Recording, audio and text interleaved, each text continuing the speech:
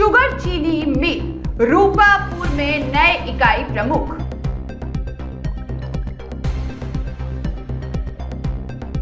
नए इकाई प्रमुख संजीव तोमर ने लिया चार्ज, संभाला मोर्चा।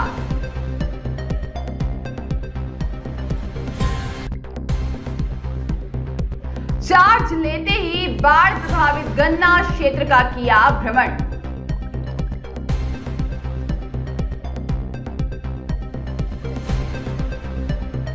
डीसीएम श्री राम शुगर चीनी मिल रूपापुर में नए इकाई प्रमुख संजीव तोमर ने चार्ज लिया और चार्ज लेते ही बाढ़ प्रभावित गन्ना क्षेत्र का भ्रमण किया। इकाई प्रमुख ने बाढ़ से प्रभावित गंगा नदी के किनारे गांव ढाई घाट के कई गांव का भ्रमण किया जो पुरता बाढ़ से प्रभावित है और जिस गांव में 60 दिनों से ऊपर बाढ़ का पानी भरा है वहां के किसानों से गन्ने की जानकारी ली।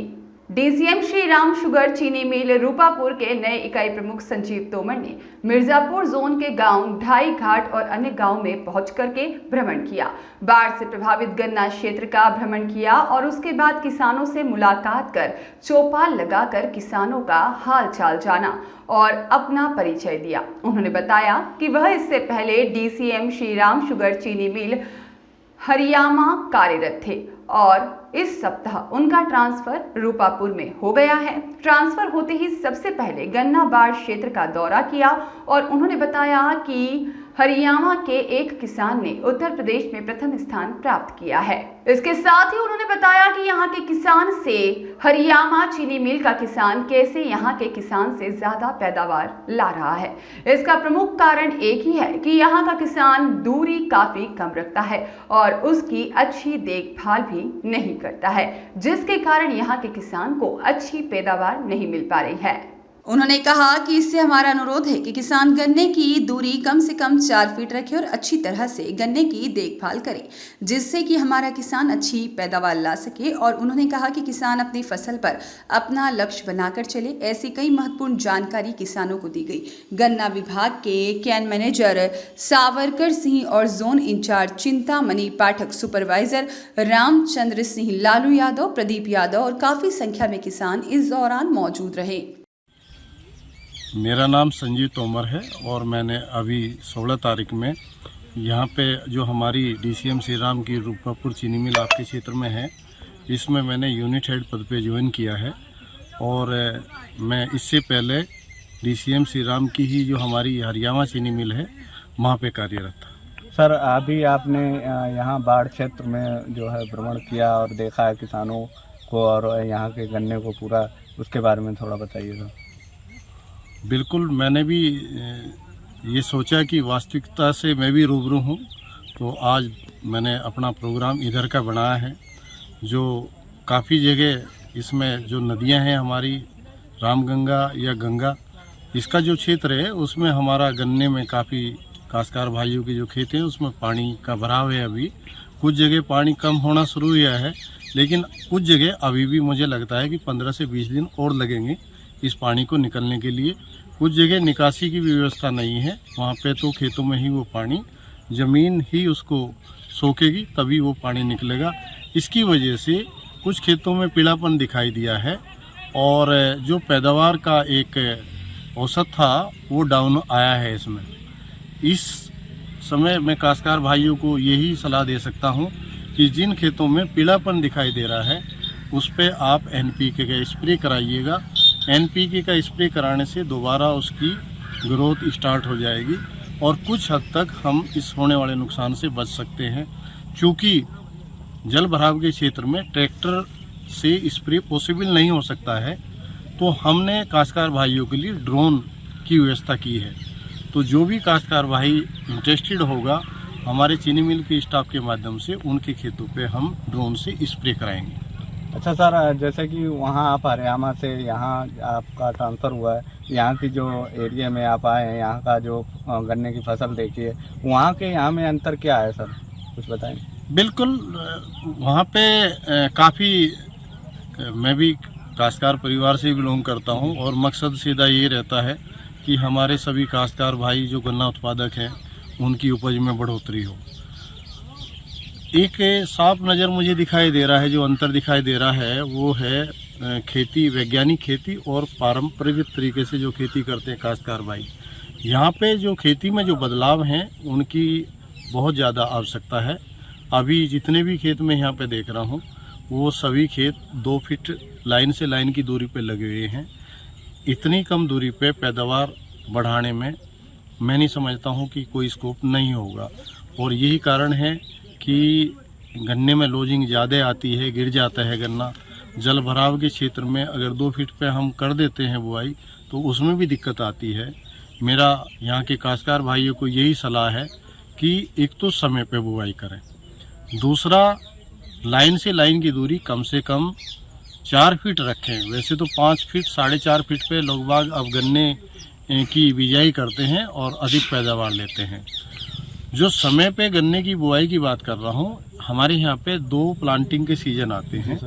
एक हमारा सीजन आता है जिसको हम कहते हैं शरदकालीन बुआई, उसका समय ये है। इसके लिए 2 महीने सबसे उपयोगी होते हैं।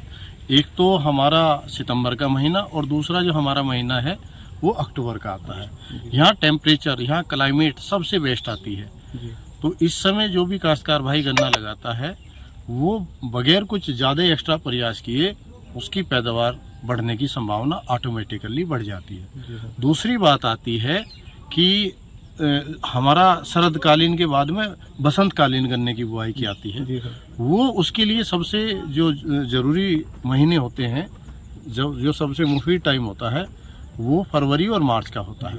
अगर हम इधर सितंबर और अक्टूबर में बिजाई करते हैं और उधर हम फरवरी और मार्च में करते हैं तो ये सबसे बेहतर टाइम होता है गन्ने की बिजाई के लिए। इसमें जमाव सबसे उत्तम आता है। जमा बेहतर आएगा तो हमारा फुटाव भी बेहतर आएगा, फुटाव बेहतर आएगा तो हमारी पैदावार भी बेहतर आएगी। लेकिन इसके साथ साथ में जो मैंने लाइन से लाइन की दूरी बढ़ाने की बात की है वो 2 फीट, अब ये पारंपरिक जो तरीके हैं उनको छोड़ो, और मैं काश्तकार भाइयों से आह्वान करता हूं कि आप लाइन से लाइन की दूरी बढ़ाएं और कम से कम 4 फीट पे ये दूरी रखें।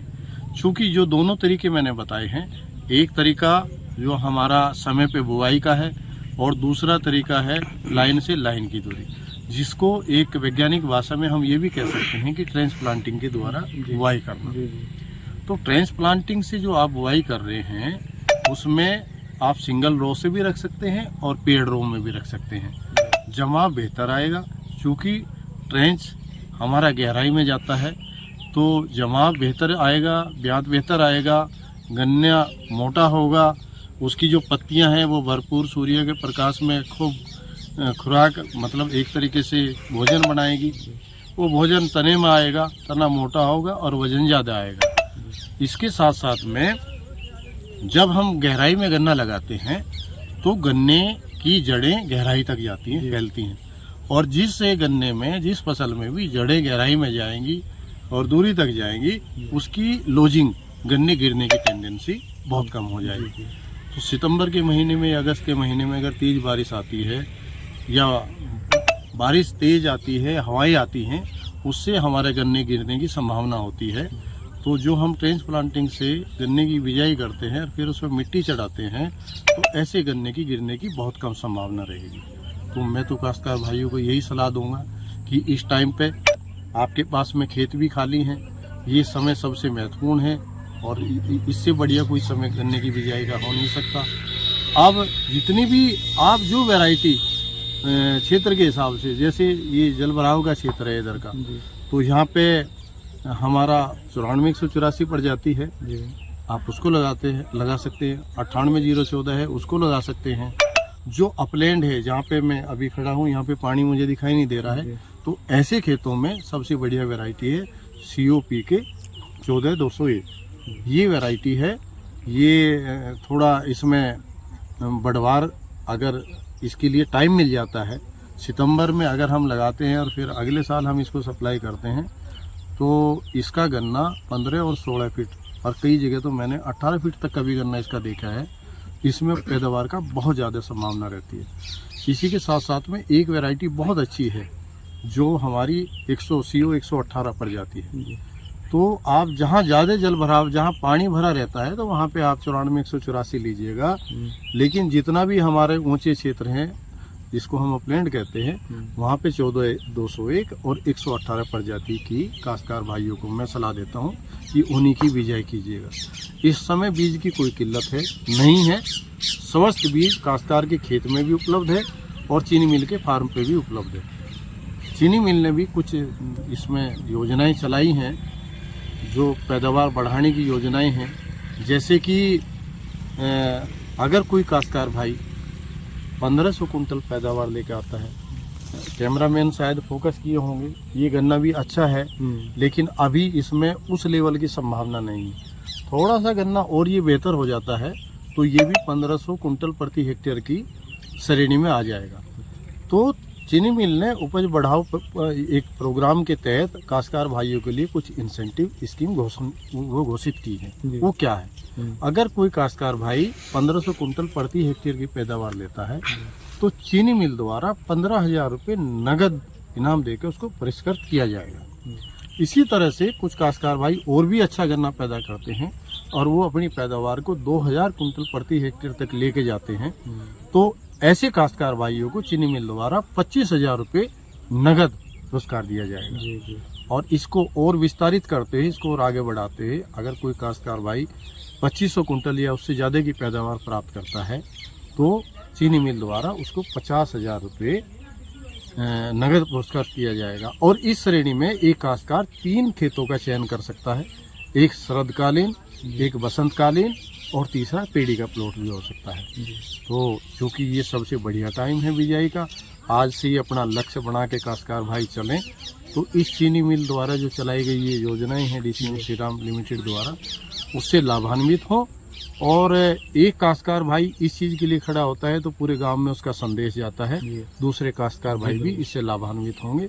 इससे जब हमारी गांव लाभान्वित, काश्तकार भाई लाभान्वित होंगे तो उद्योग भी लाभान्वित होगा, उद्योग भी लाभान्वित होगा तो समाज के साथ साथ में ये देश भी तरक्की की ओर अग्रसर होगा। मेरा तो यही कहना है। सर, जैसे कि आप हरियाणा में रहे अभी तक, हरियाणा में जो है एक किसान ने वहाँ के यूपी में टॉप किया था, जो उसकी जानकारी देखो, उनका पूरा विधि बताइए सर। हाँ बिल्कुल, जो हमारे हरियाणा के चीनी मिल के काश्तकार हैं श्री नागेंद्र सिंह, वो पाटकुआ गांव हरदोई के पास में ही हैं, वहाँ के निवासी हैं। उन्होंने अपने खेत में 2022-23 के सत्र में ये 2758 कुंटल प्रति हेक्टेयर की पैदावार प्राप्त कर उत्तर प्रदेश में प्रथम स्थान प्राप्त किया है, ये शरदकालीन गन्ना प्रतियोगिता में।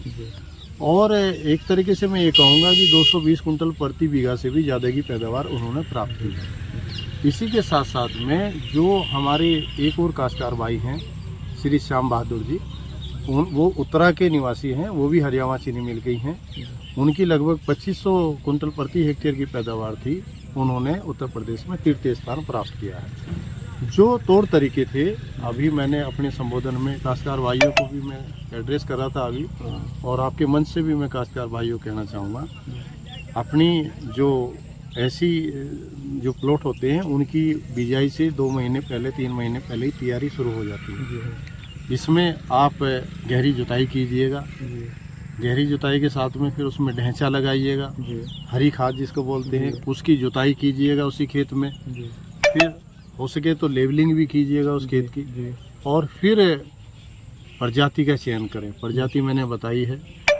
118 भी बहुत बढ़िया प्रजाति है, 14,201 भी प्रजाति है अपलैंड के लिए। लोलैंड के लिए मैं 94, 184 की बात कर रहा हूँ। इन प्रजाति का आप चुनाव करें, अच्छी प्रजाति लें।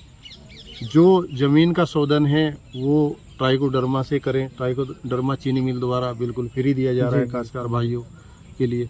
जो बीज का शोधन है वो आप एक थायोफिनेट मिथाइल नाम की एक फंजीसाइड है, फफूंदी नाशक, इसको हम हेक्सास्टॉप के लोकल नेम से भी जानते हैं, उसमें आप बीज ट्रीट कीजिएगा। आप लाइन से लाइन की दूरी कम से कम 4 फीट पर रखिएगा। लाइन नाड़ियाँ काटने के बाद में सबसे पहले आप खाद डालिएगा।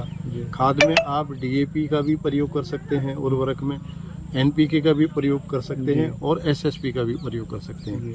मैं काश्तकार भाइयों के लिए यहाँ पे रिकमेंड करूँगा कि हमारे काश्तकार भाई एसएसपी का प्रयोग करें। 4 बैग प्रति एकड़ के हिसाब से एसएसपी अवश्य लगाएं। खाद सबसे पहले नाड़ी काटने के बाद में खाद को आप नाड़ी में डालें। उसके बाद में गन्ने की जो आपने 2-2 टुकड़े काट के दवाई में भिगोए हैं फफूंदीनाशक में, वो टुकड़े रखें। उसके बाद में आप हल्की मिट्टी, बस 2 अंगुल 3 अंगुल जो मिट्टी है, या ये कहूँ 2 इंच सफिशिएंट मिट्टी है, उतनी मिट्टी डाल के और छोड़ दीजिएगा।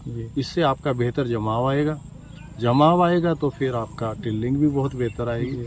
आगे की जो कृषण क्रियाएं हैं, हमारे जो साथी हैं जो फील्ड में रहते हैं, हमारे सीडीओ हैं, सुपरवाइजर हैं, काश्तकार भाइयों को समय समय पर उसकी जानकारी देते रहते हैं। इसी के साथ साथ में हमने चीनी मिल या ये कहूँ कि डीसीएम श्री राम समूह द्वारा काश्तकार भाइयों को सारी त्वरित जानकारी देने के लिए हमने काश्तकार भाइयों के व्हाट्सएप ग्रुप तैयार किए हैं। और जितनी भी हमारी गन्ने से संबंधी एडवाइजरी है, सप्ताह में हम 3 से 4 बार वे मैसेज उस पर सर्कुलेट करते रहते हैं, पुश करते रहते हैं, ताकि वो हिंदी में ही हमारे सारे के सारे मैसेज होते हैं, काश्तकार भाई इजी तरीके से उसको समझ सकें। वीडियो के माध्यम से भी हम उसको समझाते हैं, फोटो के माध्यम से भी समझाते हैं। काश्तकार भाइयों को और ज़्यादा, वो कहते हैं ना कि लर्निंग बाय सीइंग, देख के हमने डेमोस्ट्रेशन प्लॉट लगवाए हैं। और ऐसे खेतों पे हम फेसबुक प्रोग्राम भी करते हैं और फील्ड डे प्रोग्राम भी करते हैं। तो ये सारे हमारे कम्युनिकेशन के टूल्स हैं जो हम अपने काश्तकार भाइयों के लिए लेके आए हैं। और ढेर सारे काश्तकार भाई इसमें हमारे से जुड़े हैं और उन्होंने अपनी पैदावार के लेवल को, जो मैंने कहा ना 1500 कुंटल से लेके और 2758 कुंटल की मैं बात कर ही चुका हूँ। शायद अगला लक्ष्य हमारा 3000 कुंटल प्रति हेक्टेयर का होगा। अच्छा, तो चलिए।